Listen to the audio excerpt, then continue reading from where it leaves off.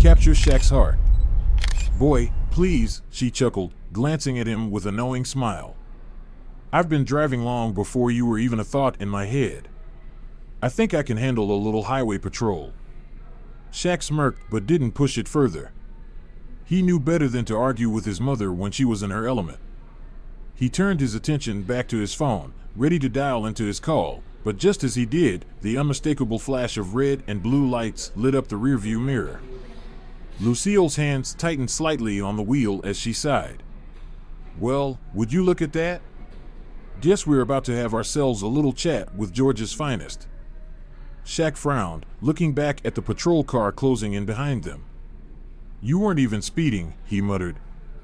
Lucille simply pulled over to the side of the road with the same calmness she approached everything in life. The officer, a tall, stocky man with an all-too-familiar air of arrogance, swaggered up to the driver's side window, his hand already resting on his holster. "License and registration," he barked, barely sparing a glance at Lucille before peering past her, his eyes narrowing as they landed on Shaq. Lucille raised an eyebrow, but her tone remained steady and polite. "Good morning, officer. Can I ask what the problem is?" The cop, still fixated on Shaq, ignored her question. "Step out of the vehicle," he ordered sharply. Shaq let out a slow breath, already sensing where this was going. But before he could say a word, Lucille placed a firm hand on his arm. "Stay right where you are," she said softly, then turned back to the officer. "Excuse me, sir, but I'd like to know the reason for this stop." The officer's jaw tightened. "You're in a vehicle that matches the description of a reported stolen car," he said flatly. "Now step out." Lucille's expression didn't change, but Shaq could see the steel behind her eyes. "A Rolls-Royce?" she asked, her voice dripping with unimpressed skepticism. "That's interesting. You're telling me someone reported this exact car as stolen?" The officer hesitated for just a fraction of a second, just long enough for Shaq to know he was bluffing. But before he could call him on it, Lucille was already reaching into her bag, slowly and deliberately. "Here's my license and registration," she said, handing them over with the same grace she'd used in boardrooms and charity events. "You might want to take a closer look at that name, officer." The cop snatched the documents, glancing down at the name, Lucille O'Neill. Then, his eyes flickered back to Shaq, realization dawning far too late. "Wait.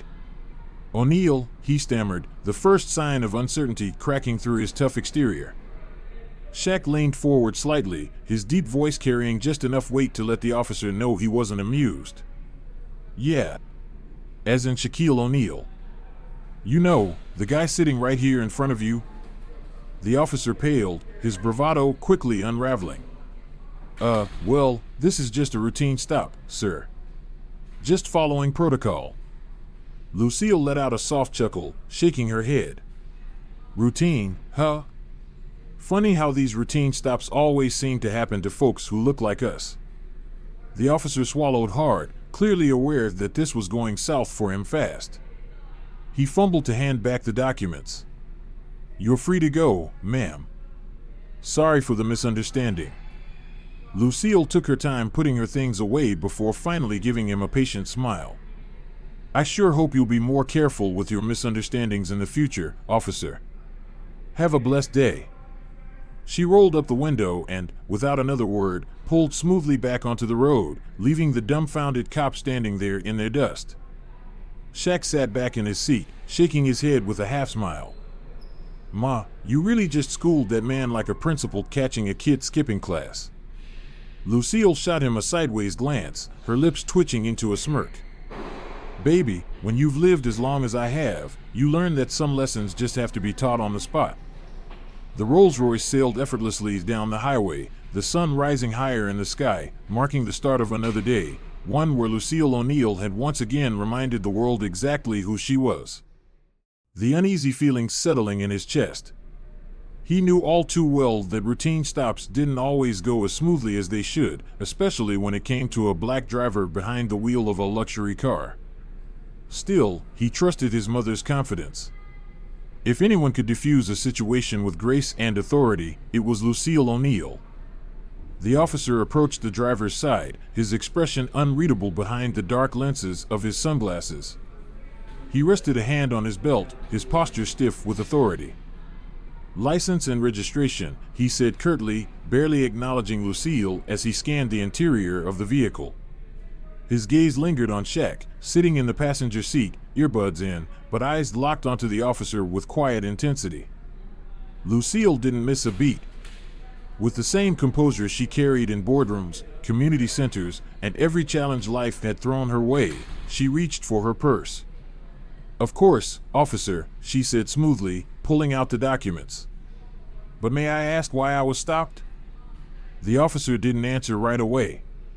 Instead, he glanced at the papers, then back at Lucille. "This vehicle matches the description of a reported stolen car." Lucille raised a perfectly arched eyebrow. "A Rolls-Royce?" Her voice held a trace of amusement, but her eyes were sharp. "Now that's interesting. You're telling me someone called in a stolen Rolls-Royce that just so happens to be the exact one I'm driving?" Shaq exhaled slowly, forcing himself to stay calm, but he could feel his patience thinning.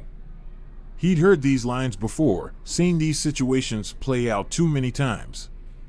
The officer shifted slightly, perhaps realizing the weight of the moment. "Just standard procedure, ma'am," he said, a little less sure of himself. "I need you to step out of the vehicle." Lucille let out a soft chuckle, shaking her head. "Now, officer, let's not waste each other's time. Why don't you take a closer look at that name on the registration?" The cop hesitated before glancing down again. This time, his eyes widened just a fraction. "Lucille O'Neill," he muttered, the name clicking into place in his mind. And then, slowly, his gaze lifted to the passenger seat, finally realizing who had been sitting there this entire time. Shaq leaned forward just a bit, his deep voice calm but unmistakably firm. "Yeah. That O'Neill." The officer's demeanor shifted instantly. He cleared his throat, his previous confidence crumbling. I'm just following protocol. You understand, right?" Lucille, ever the picture of poise, retrieved her documents and placed them back in her purse with deliberate ease. "Of course, officer. Protocol is important. But let's be real, this wasn't about a stolen car, was it?" She let the question hang in the air, offering him just enough space to either own up to his mistake or continue digging his hole. The cop swallowed hard. "Look, there's no need to make this a big deal," he said, stepping back from the car. "You're free to go." Lucille nodded, as if dismissing a student who had just fumbled an excuse for not doing their homework. "That's what I thought. You have yourself a blessed day, now." With that, she shifted the Rolls-Royce back into gear and smoothly merged back onto the highway, leaving the stunned officer standing there like a man who had just realized he'd made the worst mistake of his career. Shaq let out a low chuckle, shaking his head in admiration. "Ma, you handled that like a CEO firing somebody before breakfast." Lucille smirked, her hand steady on the wheel. "Baby, when you've lived as long as I have, you learn to handle these situations with grace. But let's not pretend it should have happened in the first place." Shaq nodded, his expression turning serious. "Yeah. And that's exactly why we're heading to this event. People need to hear these stories. They need to know that these little misunderstandings are happening every day." Lucille reached over and gave his hand a squeeze. "And that's why I'm so proud of you, baby. You're using your voice, your platform, to make sure the next generation doesn't have to deal with this same nonsense." The tension in Shaq's chest eased as he looked at his mother. Even after all these years, she was still teaching him lessons that went beyond basketball, beyond fame, beyond success. The Rolls-Royce continued down the highway, the Atlanta skyline growing larger in the distance. The day ahead was still filled with purpose, and now, even more fire. The officer's wary gaze. His heart pounded with a mix of anger and disbelief as he watched his mother, his rock, his guiding force, being treated like a criminal for no reason at all. "Sir, step back," the officer barked, his hand now gripping the holster at his side. Shaq stopped in his tracks, forcing himself to take a deep breath. His every instinct screamed at him to intervene, to protect his mother from this humiliation, but he knew how these situations could escalate in the blink of an eye. He wasn't about to let this man have the satisfaction of turning this into something worse. "Officer, you need to let my mother go," Shaq said, his voice measured but firm. "You have no reason to be doing this." The officer's jaw clenched, but now there was a flicker of doubt in his eyes. He clearly hadn't expected to be staring up at a 7'1", 300-pound man who looked like he could fold him in half without breaking a sweat. The situation was spiraling out of his control, and for the first time, he hesitated. Lucille, despite the pain radiating from her twisted arm, lifted her chin and spoke with unwavering dignity. "Officer, I am a law-abiding citizen. I am Shaquille O'Neal's mother. And you are making a very, very big mistake." The name hit the officer like a brick.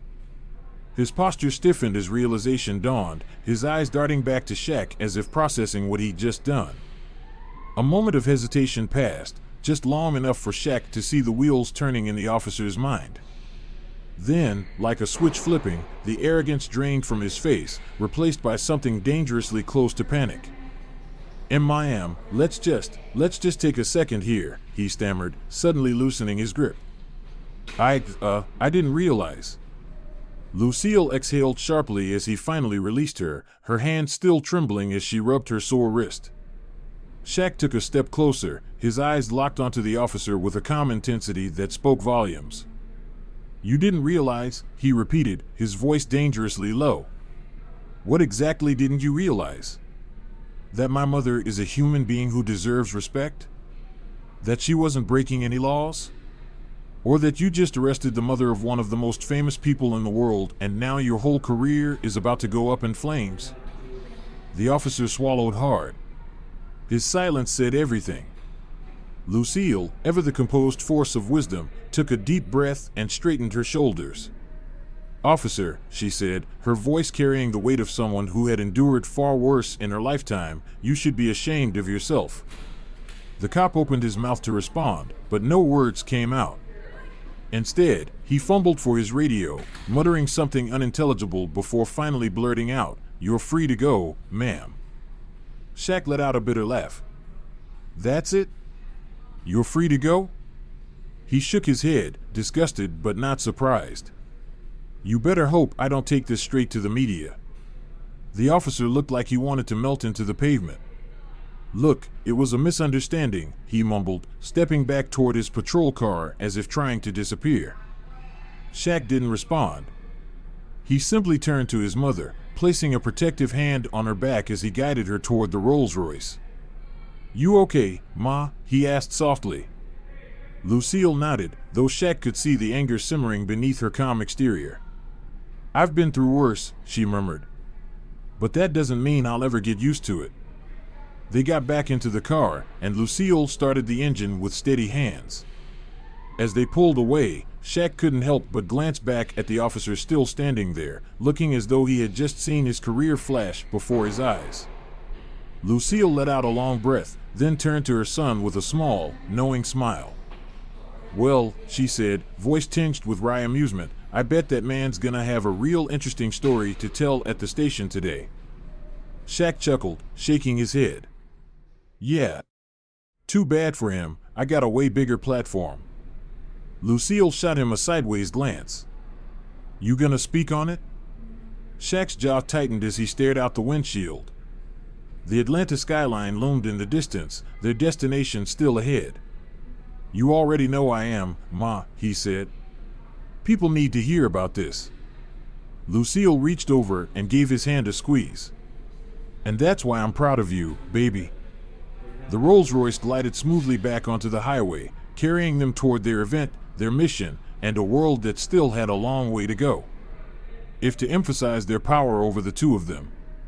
Shaq felt every second stretch painfully long as he watched his mother, a woman who had done nothing wrong, being treated like a criminal. He clenched his jaw, forcing himself to stay calm, to stay measured. Losing control wouldn't help them now. Lucille, however, remained the picture of grace, even as an officer took her fingerprints with unnecessary force. She didn't flinch, didn't waver, just held her head high, refusing to let them break her spirit. "You boys really think this is justice?" she asked quietly, her voice carrying the weight of a lifetime of battles fought and won. "You think this is how you serve and protect?" One of the officers scoffed, ignoring her as he typed on his computer. "Just following protocol, ma'am." Shaq exhaled slowly, his hands still cuffed behind his back as another officer led him toward a holding area. "Protocol," he muttered under his breath, shaking his head. Funny how that word always seems to get thrown around when it's our people in the back of a police car. The officer escorting him glanced up, but said nothing. Maybe he was starting to realize who he had in custody. Maybe he already knew and just didn't care. Minutes dragged into what felt like hours. The small holding cell they placed him in was cold, the metal bench against the wall just as unforgiving as the glares from the officers who passed by.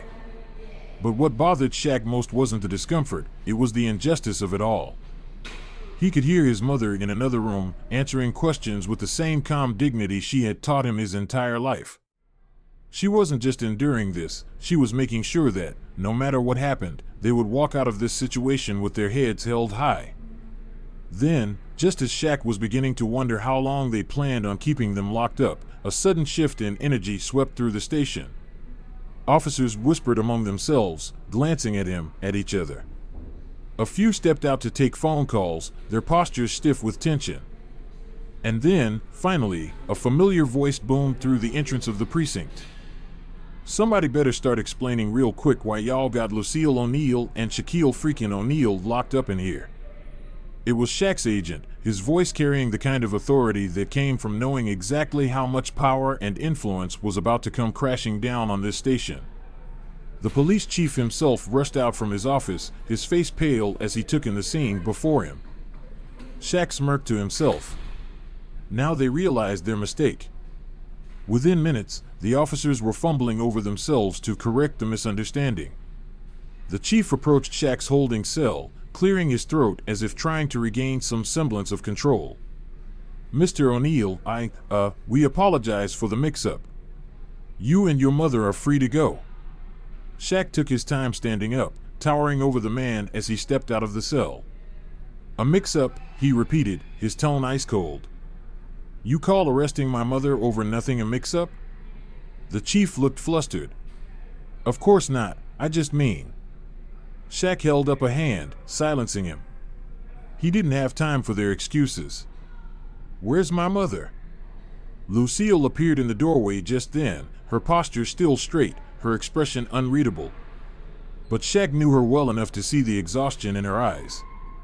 She had held her own, as always, but that didn't mean this hadn't taken a toll. Shaq turned back to the chief. "You're gonna hear about this," he promised. "And not just from me. The world's gonna hear about it." Lucille stepped beside him, looping her arm through his as they headed toward the door. "Oh, they're already hearing about it, baby," she said softly. "You think your agent's the only one making calls?" Shaq let out a low chuckle. His mother was always one step ahead. As they stepped outside into the bright Georgia sun, reporters were already gathering, cameras flashing, microphones ready. Word had traveled fast. Shaq paused for a moment, looking down at his mother. "You want to handle this one, Ma?" Lucille smiled, patting his arm. "Baby, I think it's time we both had something to say." And as they walked toward the press, Shaq knew that this wasn't just about them anymore. It never had been. This was about making sure that no one, no matter their name, their status, their success, ever had to experience this again. Because today was supposed to be about inspiring change. And that's exactly what they were about to do. The door behind him. Anderson Thornhill, a sharp-dressed man with the kind of calm authority that made people listen, folded his arms as he took in the situation. His eyes, sharp and calculating, studied Shaq's face before he spoke. "I read between the lines of your call, Shaq. What exactly are we dealing with here?" Shaq leaned forward, keeping his voice low but firm. This isn't just about getting us out of here, Anderson. It's bigger than that. These cops? They were talking like this is just another day for them, casual racism, admitting to taking bribes, joking about my mother. And if they're comfortable saying that with me sitting in a cell, imagine what they do to people without my name, without my resources. Anderson exhaled slowly, nodding. So, you don't just want to walk out of here quietly? Hell no, Shaq said, his eyes burning with conviction. I want this department under investigation. I want this on record. I want every single one of those officers held accountable. Anderson smirked, a glint of something dangerous in his gaze. I was hoping you'd say that. He pulled out his phone and made a call. Melissa, I need our media contacts alerted. Start drafting a press release. Shaquille O'Neal and his mother unlawfully detained, subjected to racial profiling and misconduct. Oh, and get in touch with the mayor's office. Let them know we're about to have a very public conversation about police reform in this city. Shaq sat back, a small smile tugging at the corner of his lips. His lawyer didn't play games. The door swung open abruptly. An officer stepped inside, his expression stiff. Your lawyer's time is up. Anderson didn't so much as glance at him. Actually, I'd say your time is up. He turned back to Shaq, lowering his voice just enough. Give it another hour. This whole station's about to be a circus. Anderson left, his phone already pressed to his ear. Shaq leaned back against the wall, folding his arms. Now, it was just a matter of waiting. An hour later, the shift in energy was undeniable. Officers whispered in hurried conversations, nervous glances shot toward Shaq's cell. One of them rushed into the captain's office, where raised voices soon followed. Then, the sound of multiple car doors slamming outside. Reporters. Shaq allowed himself a slow, satisfied breath. Minutes later, an officer with a tight jaw and a forced smile approached the cell. Mr. O'Neal, he said stiffly. You and your mother are free to go. Shaq arched a brow. Just like that? No charges? No reckless driving accusations anymore? The officer's jaw clenched, but he forced the words out. The department has decided to drop the matter. Shaq didn't move. He tilted his head. Drop the matter, he repeated. Like this was a minor inconvenience instead of blatant misconduct? The officer shifted uncomfortably. We, apologize for any misunderstandings. Shaq let the silence hang heavy between them before finally standing. You're not apologizing because you're sorry. You're apologizing because you got caught. Lucille was already waiting at the front desk, her purse neatly tucked under her arm, her expression poised as ever. But Shaq saw it, the exhaustion in her eyes, the weight of everything that had just happened. He wrapped an arm around her shoulders as they stepped out into the sunlight. And that's when the press swarmed. Microphones, flashing cameras, urgent voices throwing out questions all at once. Mr. O'Neal, can you tell us what happened? Do you believe this was a case of racial profiling? Will you be taking legal action against the department? Shaq turned to his mother. You want to handle this one, Ma? Lucille gave him a knowing smile, then faced the cameras with the same quiet strength she always carried. My son and I did nothing wrong, she said simply. And yet, we were treated like criminals. We were humiliated, detained, and disrespected for no reason other than the color of our skin. A hush fell over the crowd. We are not here to seek revenge, she continued. But we are here to make sure this never happens to another mother and son again. Shaq nodded, stepping forward. This ain't over, he said firmly. Not until real change happens. And as they walked toward their waiting Rolls-Royce, Shaq knew this was just the beginning. Shaq quickly explained the wrongful stop, the excessive force, and the racism they encountered. As he spoke, he could see his lawyer, Mr. Anderson, processing the situation. Then Shaq proposed a bold idea. If he couldn't make it to the event in Atlanta, they should hold the interview right outside the police station instead. Anderson hesitated but ultimately agreed. It's risky, he said, but it could be powerful. Shaq's resolve was firm. He wanted to expose what had happened and make sure it couldn't be buried. Back in his cell, Shaq waited, mentally preparing his message. This wasn't just about him or his mother anymore, it was about a larger issue that needed to be addressed. Hours passed before he heard a commotion. The interview crew had arrived, cameras rolling, and the police were scrambling to control the situation. Tension built as the officers debated what to do. Eventually, they tried to cut a deal. Shaq and his mother would be released early if he convinced the media to leave. Shaq agreed but made it clear he wasn't leaving without his mother. As they escorted him out, an officer made a smug remark about Lucille driving. Shaq stopped and locked eyes with him. Would it be any different if a black man was driving instead of a black woman? The officer had no answer. Stepping outside, Shaq was immediately surrounded by reporters. He raised a hand, commanding silence. I was supposed to speak today about overcoming adversity. I didn't expect to be living it. He detailed their experience, making it clear this wasn't just about one bad stop, it was about a broken system. The crowd hung on his every word. Then, a shocking moment, a black police officer stepped forward and corroborated Shaq's story, exposing deeper corruption within the department.